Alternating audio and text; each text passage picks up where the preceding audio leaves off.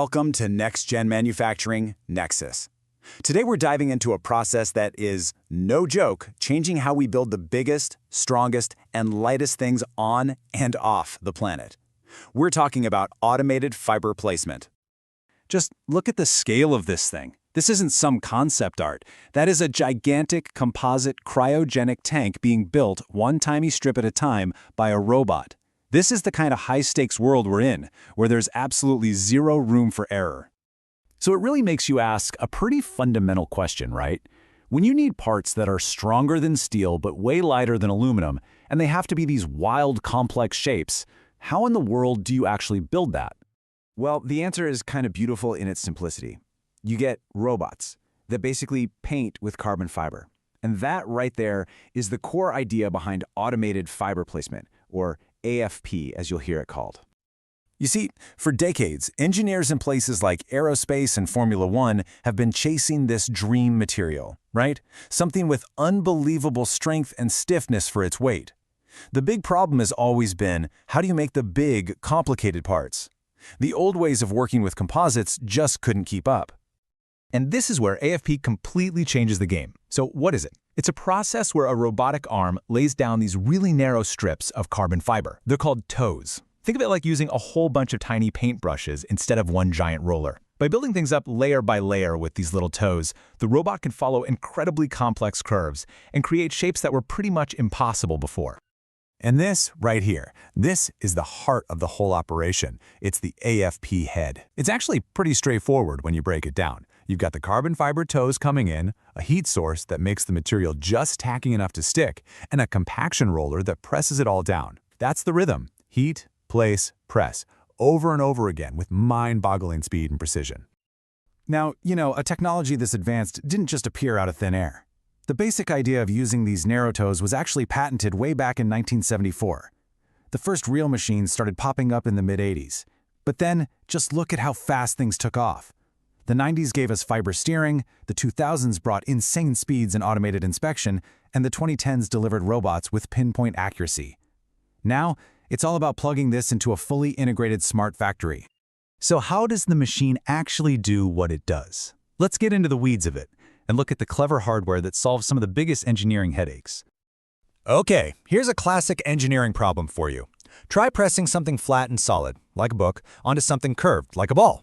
See how it only touches in the middle? You get a ton of pressure there and basically none on the sides.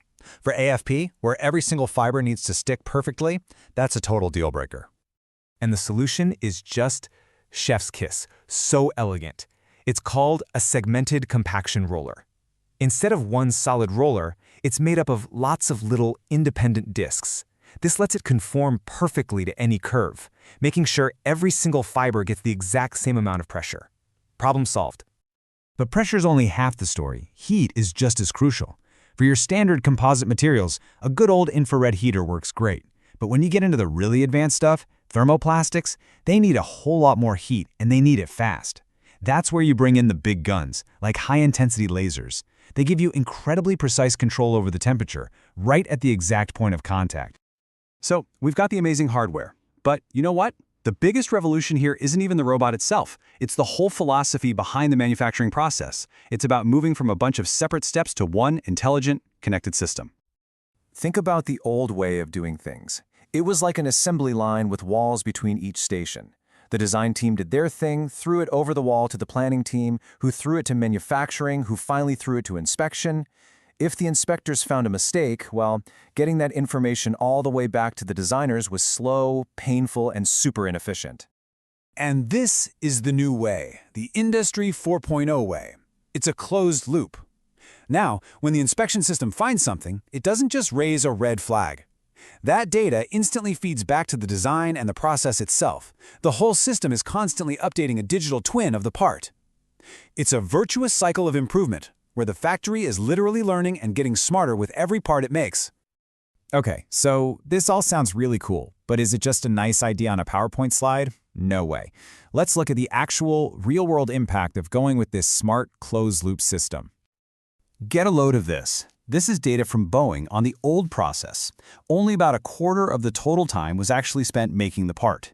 Its jaw-dropping 63%, more than twice the manufacturing time, was spent just on inspecting the part and then fixing all the mistakes they found.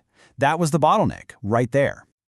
So this new closed-loop system goes right for the throat of that 63%. Because inspection is now part of the process, and the feedback is instant, the system can actually self-correct. It learns what causes defects and just stops making them in the first place. That absolutely demolishes the time wasted on rework. And the robots themselves have kept up with this leap in intelligence. Check out this chart. It shows how accurately the robot places the fiber. The red squares? That's your standard industrial robot, kind of all over the place. The little green dots? That's a modern high-accuracy robot. The difference in precision is it's night and day.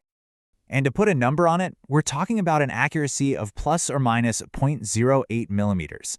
That is thinner than a human hair. It's an absolutely insane level of precision, making sure every single one of those thousands of fibers is in the exact right spot. And this is what you get. This is the payoff for all that innovation. You get these incredibly complex structures that look like they're from the future.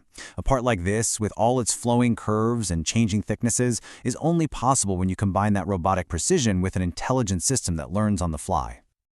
So, there you have it. We've reached a point where our factories can learn, adapt, and pretty much perfect themselves to build the most advanced machines in the world. Which, of course, leaves us with one heck of a question. If they can do all that today, what on earth are they going to build next?